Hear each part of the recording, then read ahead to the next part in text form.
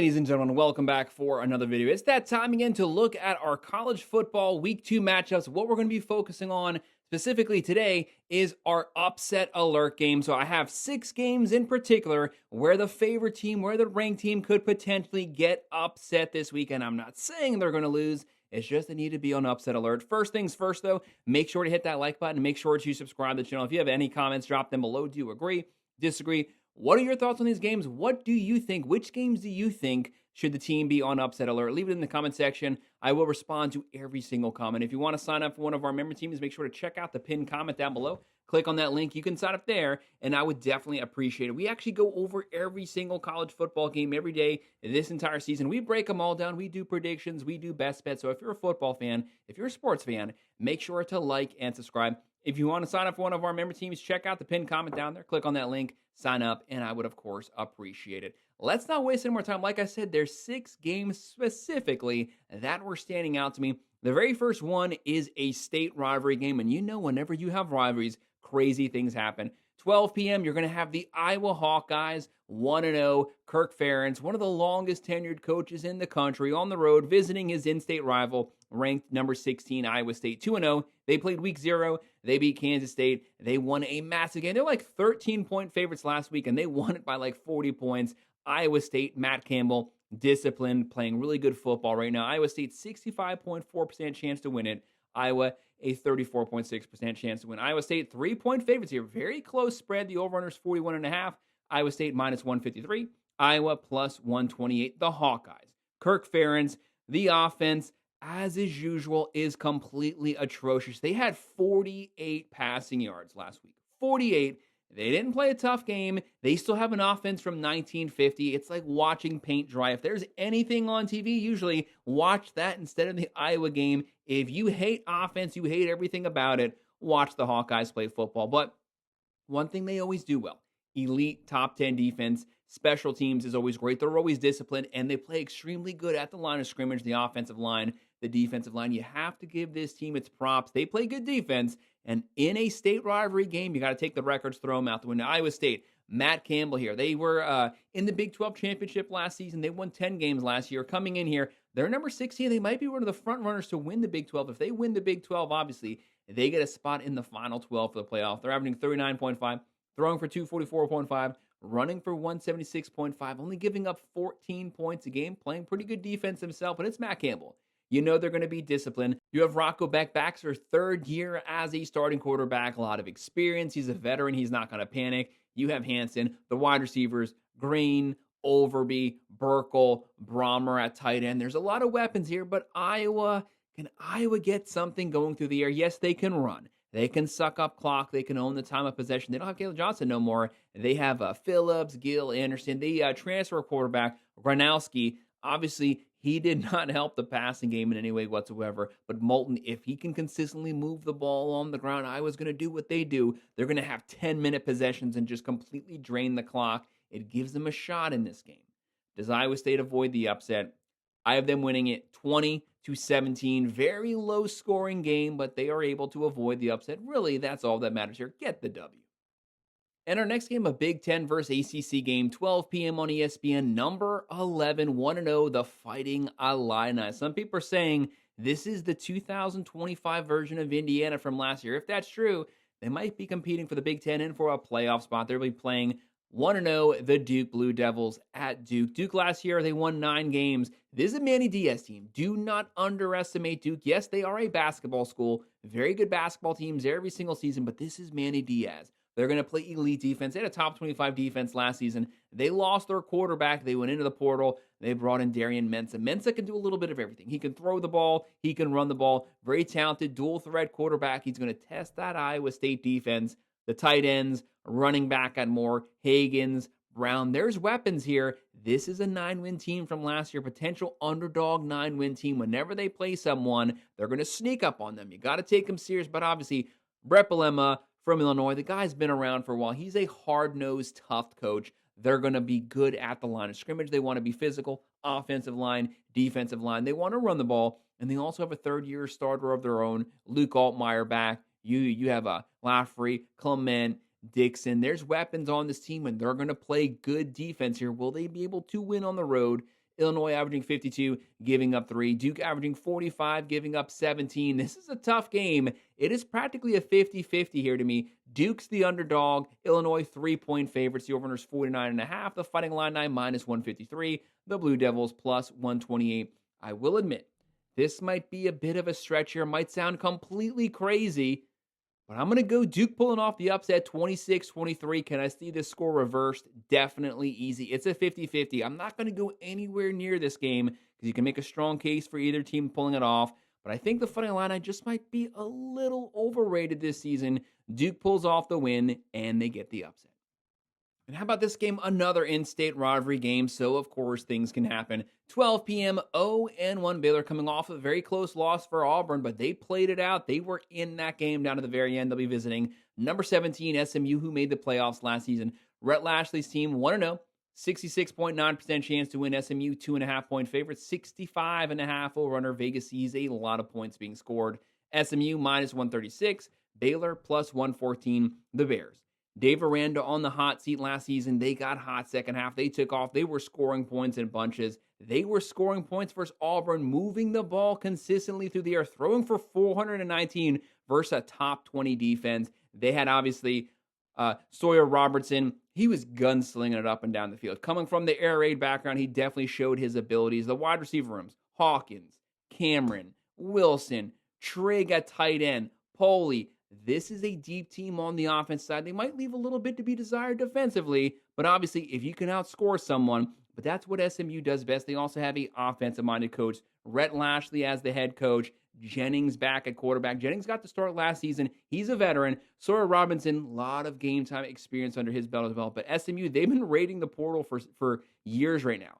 Brinson, Hudson, Maryland, the running back room, Harden, McFall. Jennings, though. Jennings must be prepared to get into a shootout potentially here, compete with Baylor, blow for blow, score for score. It's only been 1 week. Baylor, they're averaging 24, giving up 38. SMU, they're averaging 42, giving up 13. SMU, the more balanced team, but when it comes to overall talent, both of these teams are equally matched out. Baylor is an underdog. To be competing in the Big 12, they can win this game. You can make a very strong case for the Bears to get the dub here. But I'm going to go with SMU having just enough firepower to avoid the upset. They win at 34-28. Then on ABC at 3:30 p.m., number 20, Ole Miss 1-0 versus 1-0, the Kentucky Wildcats. Right now, Ole Miss 83.6% chance to win this game. 10-point favorites. The over-under is 50.5. They're minus 376. Kentucky's plus 294. You're probably saying, in what world is this game doing on the upset alert list? Well, you got to remember this. Ole Miss was a top 10 team last season, and then Kentucky came out there and beat the crap out of them. So it has happened before. These teams always play one another very close here. There's the revenge factor. Lane Kiffin knows that Kentucky potentially derailed their season last year. He wants revenge. He wants to beat the crap out of Kentucky. He wants to make up for that loss here. Kentucky, Mark Stoops, they know they can stink, and for some reason, they can still line up and compete with Ole Miss. These teams, sometimes there's just a team out there, they just always play you really tough. That's the way it is between these two squads. Right now, Ole Miss, the heavy favorite. 63 points a game, giving up 7. Kentucky, 24 points a game, giving up 16. Ole Miss, we always know what they do. They beat the crap out of all the teams whenever their schedule starts. They're scoring 60, 70 points a game. They lost Jackson Dart. They lost Trey Harris. They lost Parrish, but Simmons has come in. Simmons has showed why he had so much hype around him. He was playing really good last week. He was throwing the ball. This is the guy, one of their highest decorated recruits they've had coming into Ole Miss, and he might be someone to really keep your eye on this year, but more importantly, next season as he gets a lot more veteran experience under his belt. They threw for 400. They ran for 295. Kentucky, Mark Stoops here. Always disciplined, talented, line of scrimmage, trench warfare football, but he usually runs out of gas second half because they don't have the depth a lot of these other SEC teams have. And he also runs an offense that comes from 1980. He never scores points. It is what it is. We like to call it what it is. Looking at Ole Miss, Wallace III, Shribling, Lee, Lacey, Diggs, Austin Simmons. He's a passing quarterback, but he can run when forced to run. Kentucky, obviously, a lot of pressure here on Calzada. Will he be able to outscore Ole Miss? I have the Rebels avoiding the upset. They win at 33-17. Lane Kiffin gets the win. He gets the revenge. He avoids the upset. And then our next game, it's another in-state game, so crazy things can happen. 4:15 p.m., 1-0 USF. You got to take this game serious. They just beat number 25 Boise State last week. They're already coming off of a ranked win. Can they pull off another one here versus number 13 Florida 1-0? Do I think Florida's more talented? Definitely, yes. It's not even close. Massive gap here. But USF has a lot of 2-3 stars. A 3-star in the state of Florida is a 4-star in any other state, guys. It is what it is. That's the truth. USF, a lot of speed here. They are very competitive, but they're coming in here very ballsy right now. Coming off of a ranked win. They always play ranked teams tough. They feel they have a real shot to pull off the win here in Gainesville, Florida. Florida, to me, they should win this game, but they might get caught looking at the weeks ahead. They have the most difficult schedule I've ever seen in my college football watching life. This might be a game where they're preparing for the next week, preparing for LSU coming up, Miami, and they get caught not living in the moment, not taking the game serious this week, getting caught looking at the next week, thinking they're just going to curb stomp through here, just like Alabama did last week versus FSU, and they got shocked. They got the crap kicked out of them. Does that happen to Florida here? Florida, an 82.7% chance to win this game, 17.5-point favorites, 56 over-under. They're minus 833, USF plus 560. USF, 34 points a game, giving up 7. Florida, 55 points a game, giving up 0. They played Long Island last week, so you don't really want to count that. That was an FCS team. Looking at USF, Alex Golish, he gets a lot out of this team. He pushes them. Byron Brown having a great game at quarterback. They have Norton, Singleton, Rubin, Smith. There's weapons on this team. There is a lot of speed. But we know the Florida Gators, they can match the speed. They have even more speed. They have DJ Lagway. This guy's been getting a lot of hype. As long as he's healthy, he's going to be slinging it. He's going to be scrambling for first downs. Ball had a great game last week. They have Sturdivant, Mizell, Wilson III. Keep your eye on Wilson here. He's the X factor in this wide receiver room. I have Florida. It might be close first, second quarter, but Florida ultimately pulls away. They avoid the upset. They win 35-20. Now, this next game is actually our only ranked versus ranked matchup of the entire week. It's the game day game. One of these ranked teams is going to lose. Someone's going to lose their position. 7:30 p.m. ABC, number 15 Michigan, 1-0, the higher ranked team, versus number 18, the Oklahoma Sooners, 1-0. This is practically a 50-50 pick. Oklahoma, 53.5% chance to win this game. They are 5.5-point favorites. 46 over under. The Sooners, minus 202. The Wolverines, plus 167. There's a lot riding on this game. This is Big Ten versus SEC. Michigan, yes, they're in the Big Ten. They have a very competitive schedule, but it's not as rough as the Sooners. They can technically avoid to lose this game. As crazy as that sounds, the Sooners cannot avoid to lose this game. They have the second most difficult schedule in the country, just behind the Gators. It is a gauntlet. They play like 7 ranked teams this season. If they lose this one, it's going to be really rough. Brent Venables is on the hot seat. Sharon Moore is not on the hot seat. Brent Venables has to win these games. Every out-of-conference game, he has to win it because it is going to be rough once he starts SEC play. Michigan right now, Sharon Moore. He will be coaching this game. Talented, younger coach. He's going to play disciplined football. What I really appreciate about the Wolverines is they force whoever they play to play their style of football, to slow down, line up with them, compete in the trenches. They want to out-physical you. They did it to the national champions last season when they beat Ohio State at Ohio State, and then they did it to Alabama in the bowl game, and they were resting all their starters, and they still beat the crap out of Alabama at the line of scrimmage, just like Florida did last week. Michigan, talented team at forcing you to compete with them on their field. Oklahoma, though, this is a home game for them. There's a lot riding here. The first ranked matchup of the season. Michigan averaging 34, giving up 17. Oklahoma averaging 35, giving up 3. The big news for Oklahoma is they completely changed their offense. They brought over Arbuckle from Washington State. They brought over the number 1 transfer portal quarterback with Arbuckle from Washington State, John Mateer. This guy can throw for 3,500 yards. He can run for 1,000 yards. He might be the leading Heisman guy this season, especially if he pulls off a couple ranked W's. Right now, Oklahoma, they were beat up last season at the wide receiver room. They are healthy. They are deep. The offensive line is better. It's Brent Venables. He's on the hot seat. They had a top 20 defense last season with a god-awful, pathetic offense that could not throw the ball past 5 yards. Michigan, they also couldn't throw the ball past 5 yards last year. They didn't throw for more than 210 total yards in any game last season. They have a 5-star number 1 quarterback come in. They have a truly gifted Bryce Underwood come in here. He throws for 250 last week.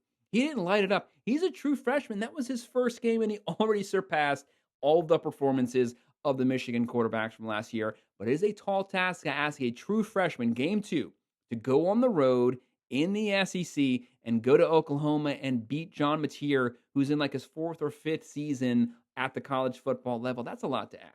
I would in no way be surprised if they lose this game because, I mean, for Christ's sakes, the guy can only do so much. He's a true freshman, game two. He's already done well. He's not a godsend. He's not going to run the table here. At some point, he has to stumble so that he can use that as a foundation in order to build and learn from. It may very well happen here, but I think Michigan's defense is definitely good enough to keep this game close, keep it within reach. They have a run game. Bryce Underwood, they have Justice Haynes. They can line up, they can get physical. Morgan, McCauley, more, but Oklahoma with John Mateer running the ball. He's a scrambler, throwing the ball down the field. He's always keeping his eyes with Barnes, Blaylock, Lewis, Burks. There's a lot of weapons here. I think Oklahoma avoids the upset. I think Michigan, the higher ranked team, gets the loss here. The Sooners win 27-23, but it's a fun game. Guys, that's our upset alert games, all of our matchups. Make sure to hit that like button. Make sure to subscribe to the channel. If you have any comments, drop them below. Do you agree? Disagree? What are your thoughts on these matchups? Let us know. What do you predict is going to happen? What are your upset picks? Leave it in the comment section. I will respond to every single one of them. If you want to sign up for one of our member teams, check out the pinned comment down below. Click on that link. You can sign up there, and I would definitely appreciate it. And of course, as always, thank you for watching.